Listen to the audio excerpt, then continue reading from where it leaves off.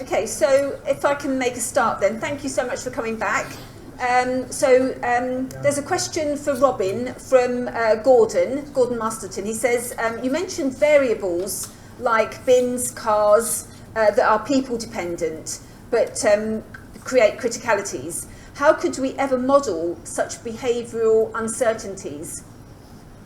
So is this mic's on? As a cop-out question, I'd say that's for the researcher on the project. But yeah, it is something we've been talking about. The way it works at the moment is we have some satellite imagery of all this models in Newcastle. We have some satellite imagery, and it is a snapshot where the positions of the vehicles in the satellite snapshot are used in the simulation. There are various ideas. One is to use parking spaces and use some kind of statistical model to estimate what kind of vehicles are going to be parked where and when. Things like bins are a little bit more predictable because they'll be at a household. But yeah, that is an unanswered question at the moment. And one of the things we could do is would be to do real-time satellite imagery, but that's not very likely. I think the data transfer would be impossible to maintain, and I don't think real-time satellite imagery is actually available at the speed we'd want it. So that would be an ideal, but I think some kind of statistical model is probably where it'll end up. Can you do something based on like where the residential areas are, and people always park their cars on the roads because even if they have a garage, they're full of stuff. Yeah. Right? So yes, bins are near the road, cars are parked on the road, and you can maybe base some modelling about how densely built it is. Yeah, and some of the areas are obviously car parks in the city centre, so what kind of occupancy did it? It's a little bit of a similar problem with the housing model. You know, how do you identify who's there and what are they driving? How likely is it that vehicle's going to be there at that time? It's probably a separate project on its own, I think. Definitely. Yeah, I mean, it's that trade-off, isn't it, between statistical representation and the actual behaviours that occur in the real world. So, multiple ways of trying to solve that. Yeah, brilliant. Okay, so we've now got a question on Credo, and I think it also comes back to the housing talk as well, because you're using, if you like, fictional or synthetic data. Why do we need to see that? Why can't you give us some real data? Well, the real data is sensitive because all the places where we have bits of the infrastructure, electricity substations and stuff, we're trying to protect those by developing models around them, but a bad person could use them to attack the infrastructure. So the asset owner data really is sensitive, and we have to protect that as part of the project. So where Jethro and his team came in, they made sure that the synthetic data showed many of the things that we would like to illustrate that we saw in the real data, and make sure that the synthetic data would show that as well. Okay, so the sort of follow-on question to that is who can see the real stuff? So is it just the asset owners that provided data about their assets, or do they have now visibility of other asset owners' data? So that's a good question. Some people have to see the whole thing, every asset owner's data, and in practice that was a small subset of the project members who had signed an extra agreement that and set up some physical controls on their local workstations that were required by the project. So there were some extra hoops to go through for them to actually see all of the data. But then in principle, each asset owner would only see their own data. They wouldn't see the data from the other asset owners. But would they know the consequences of other assets? Would the BT owner, asset owner, know that a particular, like the UKPN electricity owner had an asset that was a risk to them? Were they now, if you like, made aware of the risk of other utility operator assets? Yes. Theirs? Yes, they would see that insofar as it impacts their assets. Yeah. Okay, so there is some valuable information passing back. Yes, Yeah, yes. across sectors. Yeah, so somebody from BT, for example, would not see that a particular substation is over there and it lost power. But they would know that their bits of communication infrastructure have lost power because a substation has failed and there's no backup. Yeah, brilliant. And maybe we can ask André as well about because you've got synthetic housing data. Yes. So why the synthetic? Why not the housing stock of a local authority so that you can give them real data to work on? Well, I guess there's sort of two things to think about there. On the one hand, there's the fact that actually in many cases that real data, it doesn't exist. It's not being collected to the extent required. But then it is very much this question that there are a lot of sort of research ethics questions, right? There's sort of limits in how you could share it, limits in what you could report and what you couldn't report in terms of disclosing sensitive information. So from that perspective, having a synthetic housing stock with a synthetic population living in it that's representative is a bit of a win-win because you both actually have all the data you need to sort of consider and optimize things for your local authority, but you also don't have to worry that you're going to be disclosing information because none of it's actually real, right? It's representative, but those aren't, there's no real people who you risk disclosing sensitive information on.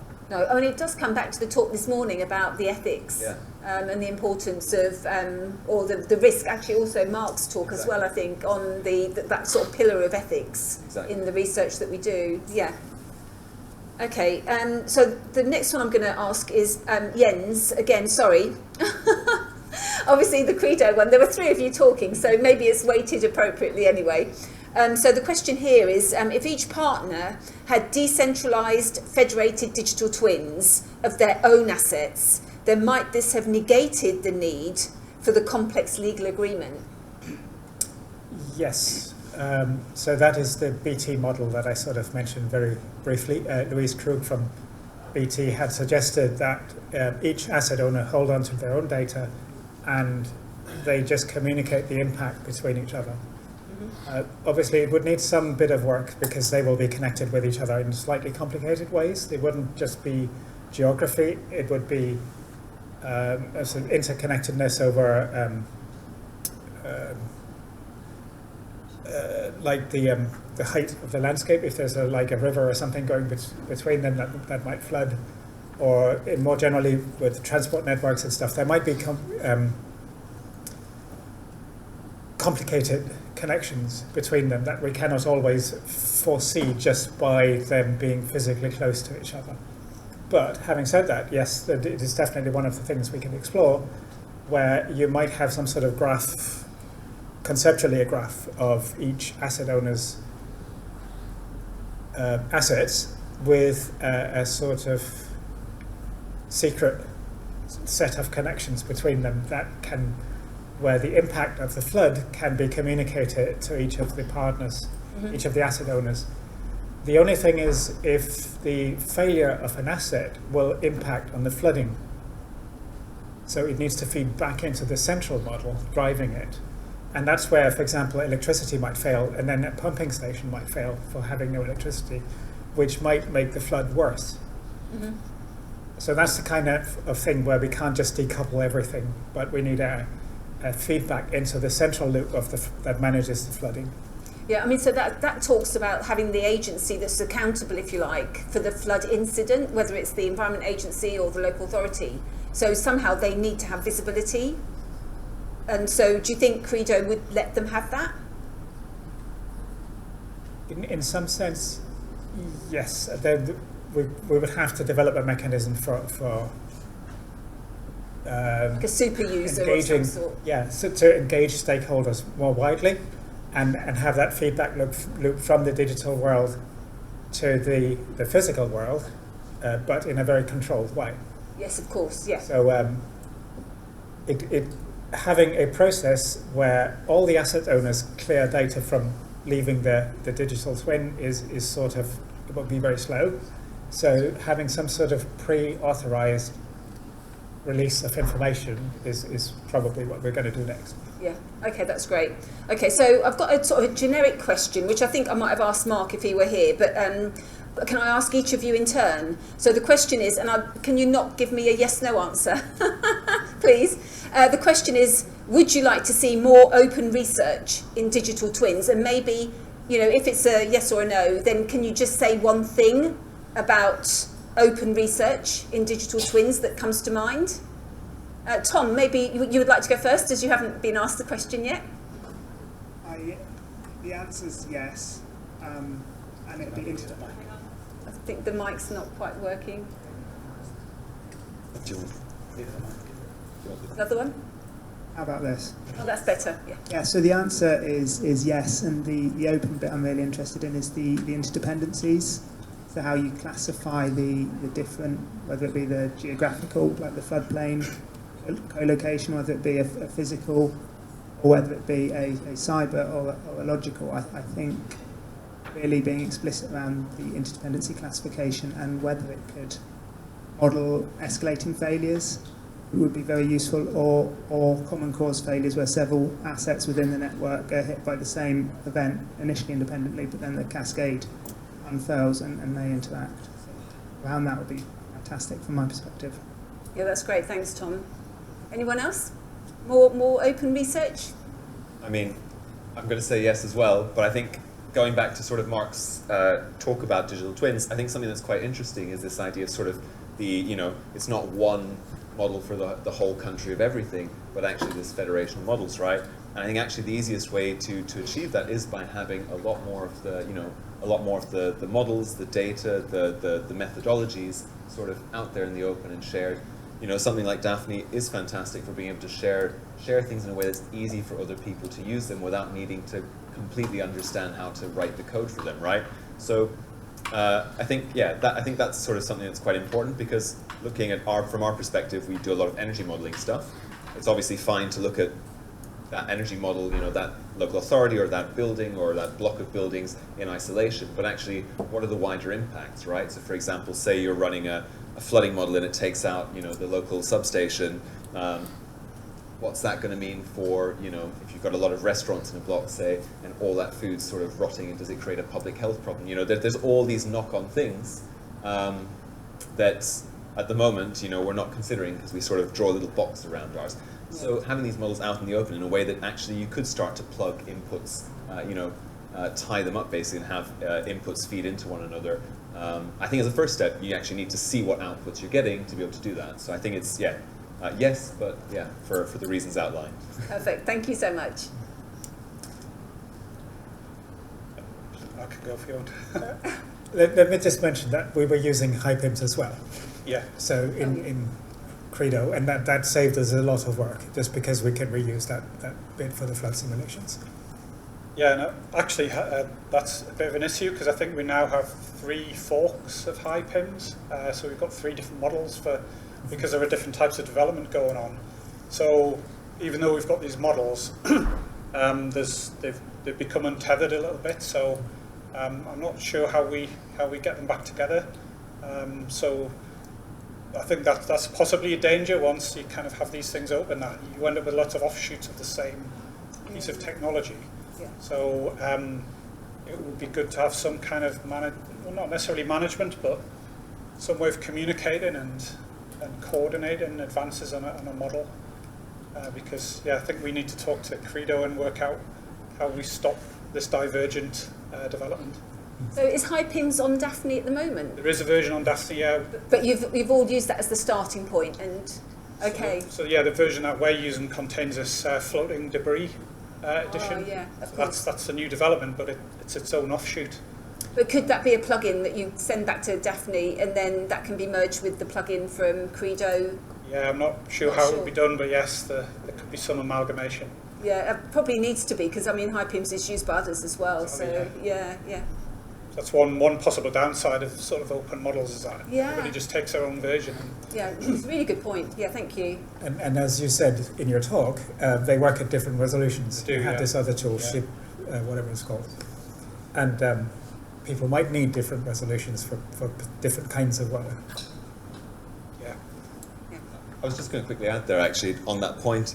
I think there is sort of two sides to it, isn't it? On the one hand, having everything open means that you can end up with multiple versions, but I think on the other hand as well, not having things open and available early enough means that you get to a point where you find out 2 years into your project that somebody else has spent 2 or 3 years developing something, and at that point it's much harder to sort of take advantage of the synergies. So I think we can avoid a bit of duplication of work as well. Yes, exactly. Yeah, that's a really good point. Yeah. I've got a question on Pyramid, if I may. Will you progress to include dynamic data? Well, a lot of the data is dynamic. So the rainfall data, there's rainfall gauges, rainfall radar, and from 2 different sources: the Urban Observatory and the Environment Agency. So one of the things I didn't really talk about very much was the community source data. So there are some communities who have their own rain measurement, and they also have cameras monitoring grates and culverts.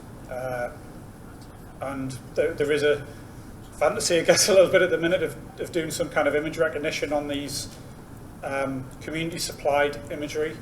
So the images are stored, but it's very difficult to get to. They're on a server somewhere in Northumberland. Mm-hmm. So getting hold of that data, and it was mentioned earlier on actually about community source data, that there's nowhere for it to go. So these communities are collecting environmental data, and they're very, very keen for it to be used, but there's no centralized repository or API they can use to kind of plug into. So it's we're trying to do that because we would like to do some image recognition, and then you could feed in the fact that a grate is blocked somewhere and it's more likely to cause a flood somewhere else. But yeah, that is a generic and unsolved problem. How do we incorporate data like this into these kind of simulations? And we're only at the beginning of that, really, I think. Yeah. So yeah, that kind of really changing in dynamic data, even tweets about somebody's seen the rivers rising in their area. How do you incorporate those kind of pieces of information into a model? Mm-hmm. At the minute, there's nowhere for it to go. No, quite. Okay, so I've got a question that would have gone to Mark, but of course he's not here. So, and the question is about federation. And the question is, what would be the best drive towards federation? Regulation and using like the stick approach, or using like some sort of market support and the carrot approach? Or would you rely on positive business cases? What mix of encouragement would you need to see for federation? So bearing in mind that you've all got distinct or discrete models of your own, if you like, solving your own problems. If we wanted to join up those data sets or those insights to federate them with others, and we have touched on the wider good that it can do, what's stopping that federation and what would help unblock it? Tom, would you like to? Maybe a platform like DAFNI is an opportunity here. If we're coming through a common platform with common curated data, common expertise, getting things framed in a standard way at the model initiation stage might help with that, I guess, in terms of ensuring they're compatible with one another. And the other thing is just work on standards, and where other common standards have emerged, around USBs and things. Is there any transferable lessons from whatever drove that process, so that we can get the systemic conditions right, so that the commonality needed for federation emerges? Thank you very much, really helpful. Anyone else on federation? How can you join up more? So in general kind of co-simulation, there is a flexible mock-up interface standard for co-simulating different pieces of software, where you provide an XML definition of the interface and how your software is supposed to work with others. It would be interesting to see whether there could be a network version of that. Maybe DAFNI is some kind of moderator to allow different, in our project, that was one of the initial problems. We've got people at Newcastle in 2 different departments and somebody in Nottingham. How do we gather that together? But maybe the Nottingham group could have simulated there, but pass data around. Obviously, there's internet data transfer problems there. I am not aware of any kind of standard for doing that kind of thing, sort of distributed co-simulation. Sounds like an opportunity, Maybe, Daphne. yeah. Hope you've caught that one. We need a standard and some kind of coordinator, I think. Yeah, that'd be so good. Yeah, thank you. Anyone else? Federation? Yeah. I would just chime in on that because I agree. I think this is a good point about, rather than a stick of regulation, I think it's more of a guiding hand of just some standards and not even regulation, but just some standards to ensure interoperability. I would also say I think there's a question of sort of, there is a positive business case, I think, isn't it, that drives this, and it is a matter of time, I think, as well. The more you combine things, the greater the complexity, and there is sort of you need the platform and sort of the arena to allow you to do that, and then it does take a little bit of time with continuous support. It's you can build a model like Energy Flex in a year or two, but to actually integrate things more meaningfully, that can take a little bit longer. So both in terms of sort of funding for this kind of research, over a longer period that supports that integration, but also just recognizing that it does take a little bit. I think it does take time. For example, in Energy Flex, we actually took two earlier models that had been developed separately and sort of combined them to produce Energy Flex, and sort of the complexity. It's like Lego bricks; you kind of stack them up to build things. And I think it just takes a bit of time as the complexity grows. That's really helpful, and I think and I can't remember who the speaker was early on, talked about ontologies and industry foundation classes. I mean, that's another opportunity of building blocks, so to get the basics right and then develop from there. Okay, so Jens, would you mind if I didn't ask you about federating? Would you like to contribute on federation, and then because I've got a question for you after that. Okay, just briefly. So there are kind of examples where we have previously done that for other scientific disciplines. So for modelling the atmospheric conditions, for example, and oceans and coastal areas. And they model things at very different resolutions, and yet the models, when you try and combine them, as in a federated model, they need to fit together. Yeah. They need to have some sort of mesh interface that connects them with each other. So we have sort of done that before with some other kinds of research. And can you say a bit more then about the mechanisms for that? Because they're different temporal scales and spatial scales. So what is the mechanism you use for that? Yeah, and they use completely different data sets. And so you think oceans is just below the surface and atmospheric conditions is above the surface. But it's nowhere near that simple. So they measure different things in different ways. So the data sets are incompatible initially. And as I said, they work on different resolutions and they had different methods for so it takes effort to get these things to talk to each other. Yeah. Okay, thank you. Right, so there's just a comment actually, and then a question for you, and I think that might have to be our last question because we've come up to our 1:15 almost. So it's just a congratulations to the Credo team, and of course congratulations to all our speakers for the progress you've made on each of your models. But it's just the Credo has brought out so many things that we have to solve and we have to still work on, but it's already got some really good findings, so well done to the team. But the question is the data security risk in Credo a commercial one, or is it genuinely a security risk? And is it a real risk, or is it a perceived risk? It is it's a national security risk. Okay, so it is regarded as that, not commercial? There may be commercial aspects as well, but we treat it as a sort of the next level then. So we can actually do a risk assessment. What is the worst that can happen if a terrorist goes and takes out a substation? Jethro showed a hospital in the top right corner of his last slide. Potentially you could have loss of life with terrorists attacking the infrastructure, loss of communications, or power can mean loss of life. So that's the kind of assessment we have to make. Okay. Right, so thank you very much. Thank you to all the speakers this afternoon, the ones here and of course the ones that have left. I think I have now to hand over to Brian for the closing remarks, but it's been a great conference. Thank you so much for your questions and for your inputs. Hopefully we'll see you again soon, and thanks to everyone online also, of course, for their questions. So Brian, over to you, I think. Yeah, I just wanted to share some very good stuff. Yeah, well done.